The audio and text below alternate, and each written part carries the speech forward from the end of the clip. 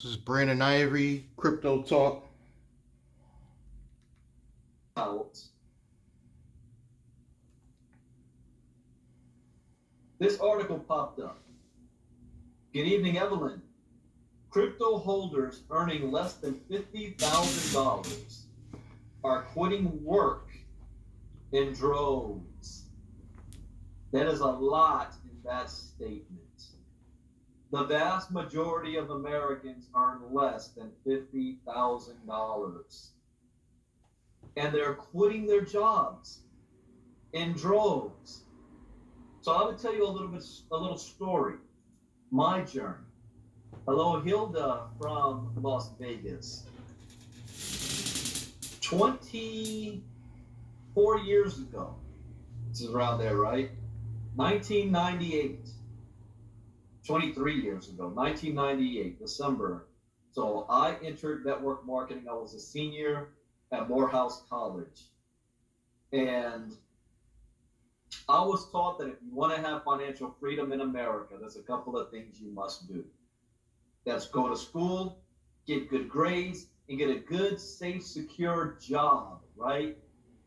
A job that's going to take care of you for the rest of your life. Hello, Janelle from Colorado. And that's what I did.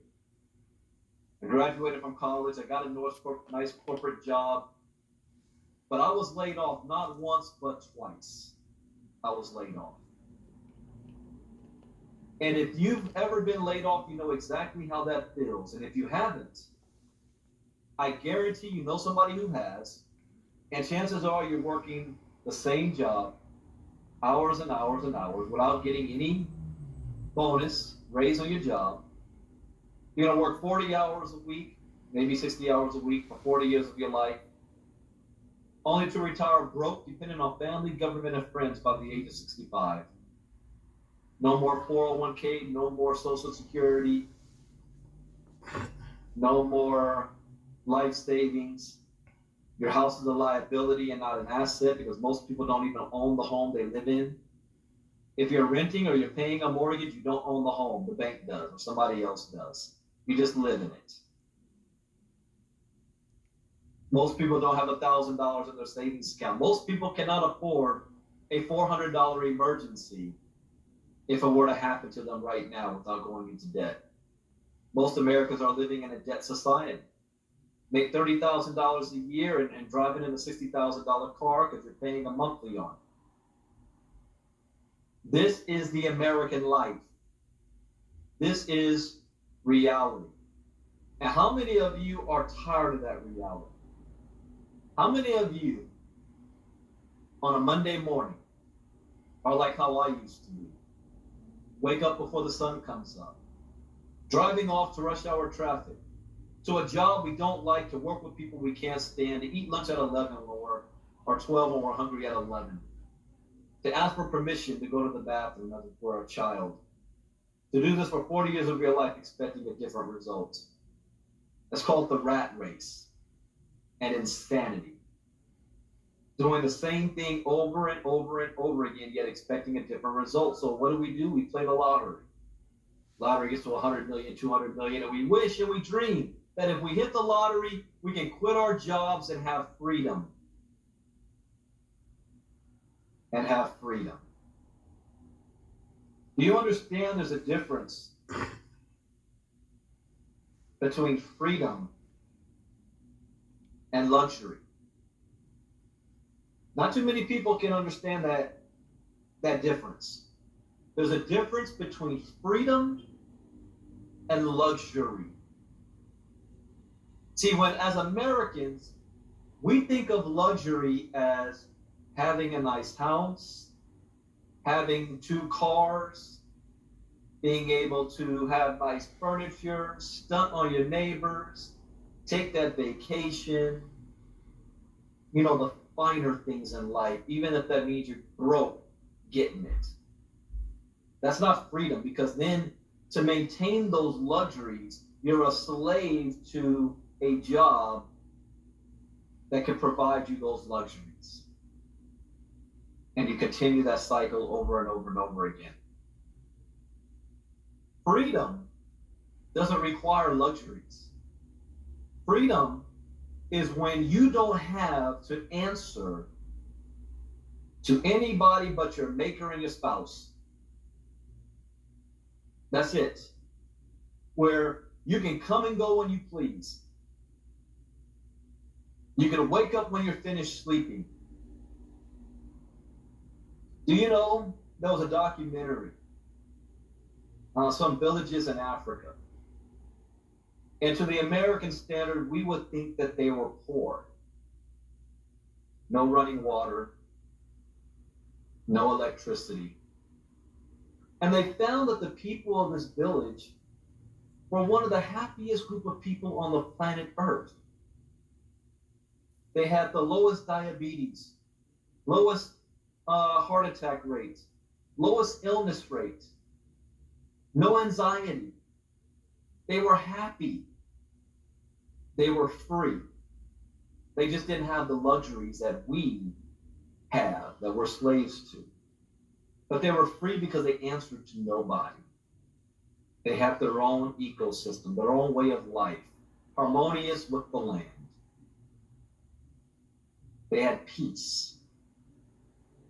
If you ask any adult male that's a father and a husband in America, the sweetest thing that we ask for, we want, is peace. Peace in our home. Peace. An honest man will tell you that. I just want peace. Freedom gives you that peace of mind, that the ability to sleep without the worry. And what do we mostly worry about? It all always has to do with our responsibilities and finances. Absolutely. July 13th, 2012 was my birthday, my 36th birthday. And I went into my job with shorts and flip-flops on. A job that we normally have to wear business or business casual. And I have sat there with my feet on my desk and said, I quit. This is my last day. Well, I gave them heads up that it was going to be my last day, but I showed out on my last day. Really, I had on shorts and sandals, flip-flops. And my boss's boss, the person who was in charge of our whole office, pulled me in his office. He was like, Brandon, I mean, you've got a good job. It's only 5 minutes from your house. And, why are you leaving? What, are you sure you want to? I heard you're doing some pyramid thing. And, yeah, you might be making money now, but I've been a part of those things before. I was in Amway and those things back in the day. And, they got me all hyped up and everything and told me that I could quit my job. But, reality, you got a family you got to take care of. Are you sure this is something that you want to do? Are you really making that much money? And I just smiled at him. And I said, well, to be honest, I make 3 times what you make. And my job has nothing to do with the career, the degree I got from school in the first place. I only have this job because I needed to pay my bills. And this job wasn't even paying me enough money to do that properly. See, most people are working a job, and the job is noble. And do not get me wrong. I am not blasting people working a 9-to-5 job. That is noble. I wouldn't be here if my father didn't work for 40 years, breaking the color barrier to be the first at his job that was discriminating against minorities, to become the general manager, CEO of the largest water firm in this nation, and go through all the hell he had to go through as a black man to provide for his family. But there's something, though, about my father is he loved what he did. He loved what he did. Most people do not love the job that they're in. It just pays the bills.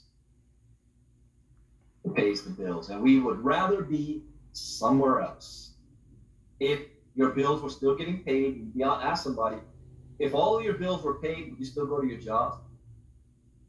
Somebody say, oh yeah, I love my job. Hey, great, we need somebody working. But most people don't love the job that they're at. So on July 13, 2012, I fired my boss, I fired corporate America, I retired, and I went home. My father looked at me like I lost my damn mind. It took him, I don't think he ever really accepted it until, maybe it took him 5 years. 5 years to really understand that, I was retired from corporate America, but I wasn't a bum. I work harder now than I did when I worked at corporate America. The only difference is I work for myself.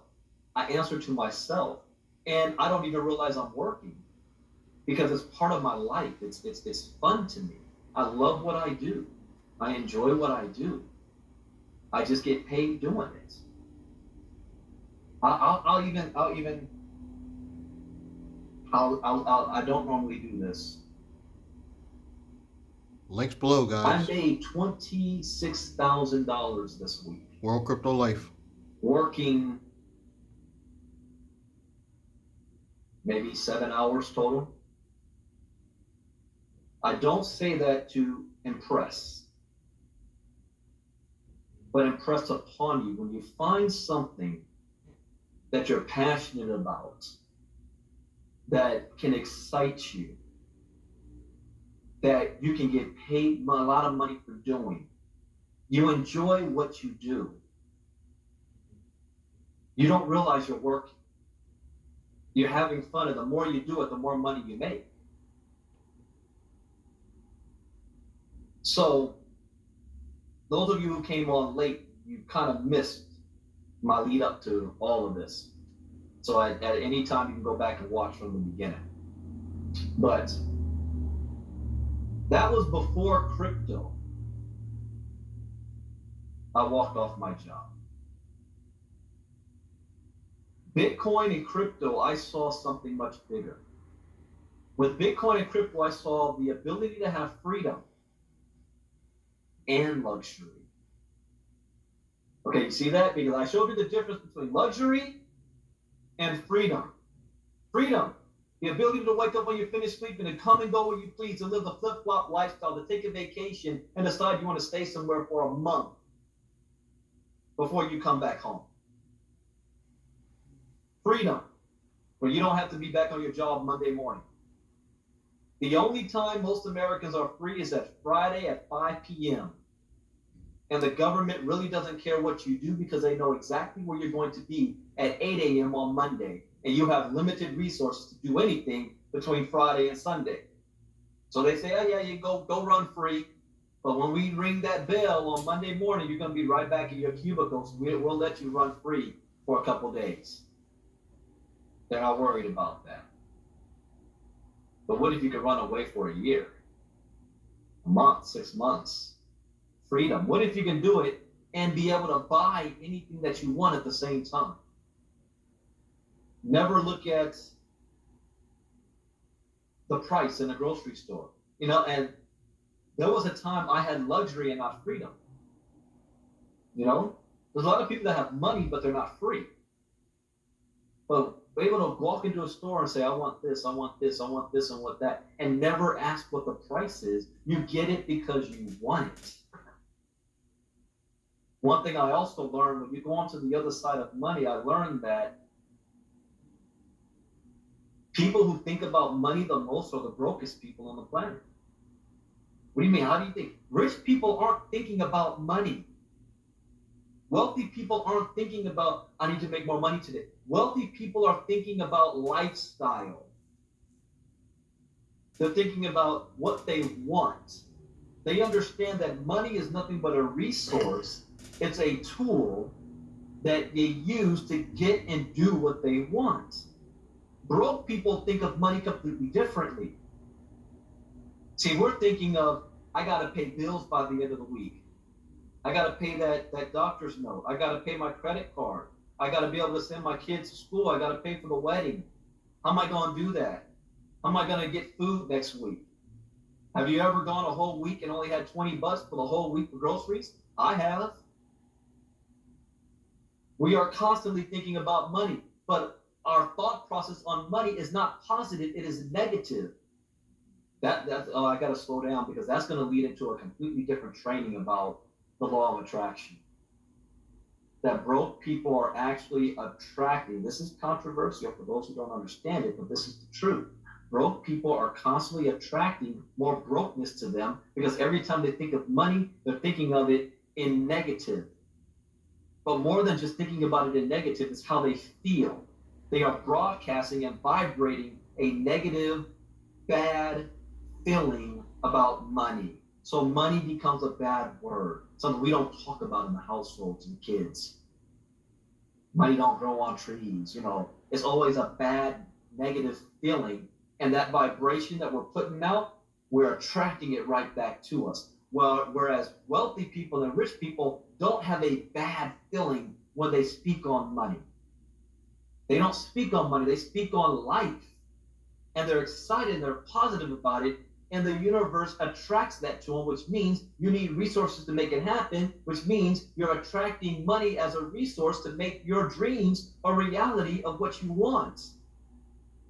But that is a whole nother training. That's not what I'm talking about tonight. Tonight I'm talking about opportunity. A once in a lifetime opportunity for people who earn less than $50,000 a year to have freedom and luxury. See, I've walked off my job with freedom over the years. I gained luxury to go along with it. It is a great feeling to have all of your bills paid and still have an extra $100,000. One question you can ask yourself before you go to sleep tonight is, what will you do, or what would you do if money was no longer an issue in your life? I already gonna have somebody in my inbox. Money's the root of all evil, Brandon. Why are you always talking about money? You're missing the whole point. If you could do and be anything that you want, what is your passion? What would you like to do? One of the things I need to go back, I need to take piano lessons. I love banging on the piano. Doesn't mean I know how to play it, but it is a big stress reliever for me. In my office right now, on the other side of this laptop is my keyboard. I play my keyboard all the time. It's a stress reliever for me. But I would love to actually get official lessons and learn and spend hours just playing the piano, traveling. I've been everywhere except South America, Asia, Africa, and the Middle East, Dubai and whatnot. Those 4 areas is next I want to go to. I've been Mexico don't count. I've been Mexico, United States, Canada, Europe. But I haven't been to those other places where the rest of the population of the planet resides. I want to see different cultures and eat different foods and the experience. 45 years old. Why do I need to wait till I'm 65 to do all that? That doesn't make any sense. I'm going to be old and ready to take naps when the day's not even over yet. Well, okay, I take naps right now. I'm 45. I'm starting to get up there.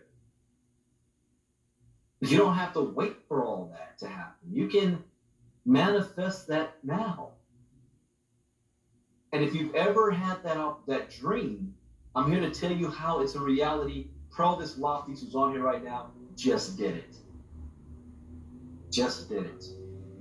So for those of you making $50,000 or less, now I only read 1 or 2 paragraphs of this morning, and I'm going to finish it right now, and I'm going to take my time, and I'm going to give commentary as I'm reading this, and then afterwards I'm going to give you guys some options.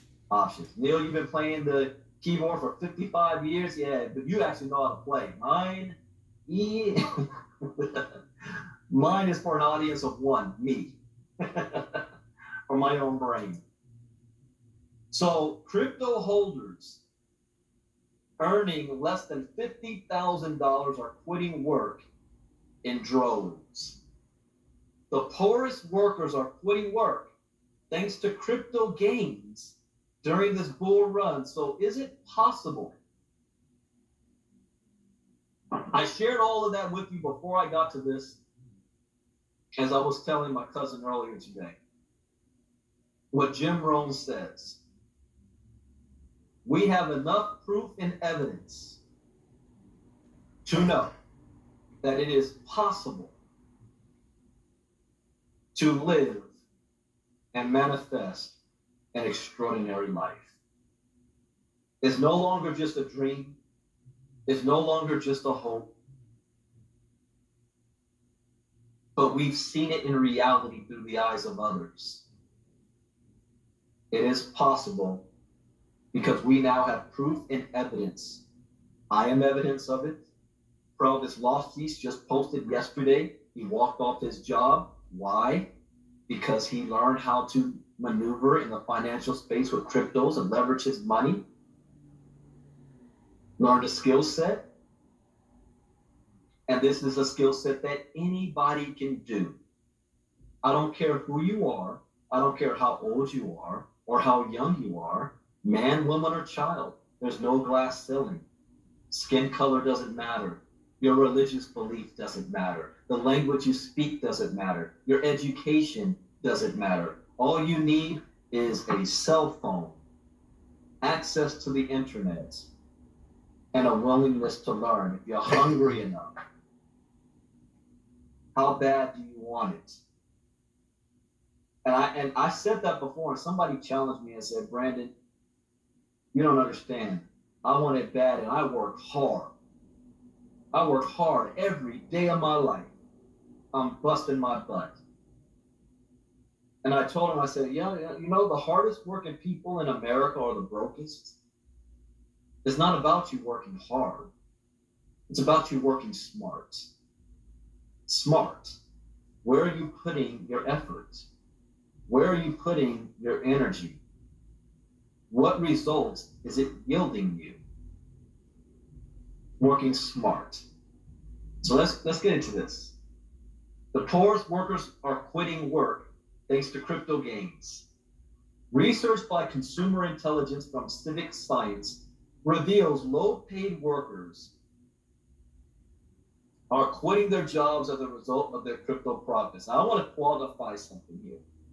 I do not advise you to walk off your job and quit unless you have at least one whole year's worth of money stashed aside that can pay all of your bills. So if you decided to lay on a beach for a year, every bill will still be paid even if you don't work, you have nothing else going on.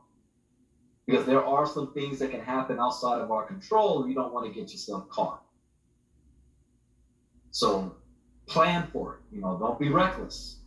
Plan for it. If you can make sure you're stable and you're planning for it, get your freedom. It's stable. Like breaking the chains of slavery. I'm stable. In April, a record number of U.S. workers quit their jobs.